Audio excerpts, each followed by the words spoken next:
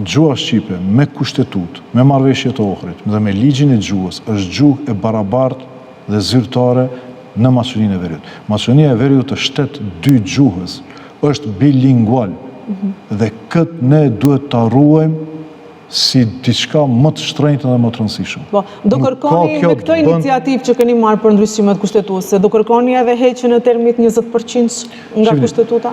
Çështja e termit 20% është çështje etikete. Nuk ka të bëjë me përmbajtjen. VMRO DPMN është e gatshme ta hiqë etiketën, ta vendosë gjuhën shqipe, përderisa si përmbajtje është gjuhë sekondare. Për ne është me rëndësi jo etiketa.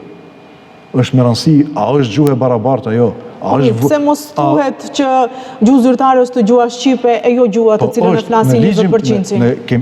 Në ligjin në 2001-shin kompromisi ashtu ka qenë. Që të kalon më kollaj të komuniteti për shkak se ka qenë luftë të komuniteti Maqedon këtu, te etiketa është vendosur 20%, mirë po përmbajtja është bërë gjuhë e barabartë. Me ligjin e gjuhës edhe etiketa është hjekë. Për shkak se nëse e lexoni nenin e parë të ligjit gjuhës. Po, paragrafi 2. Neni, po, thot, është ligjin gjuhën që e flasin më shumë se 20% e qytetarëve në klapa gjuha shqipe. Kry muhabeti aty.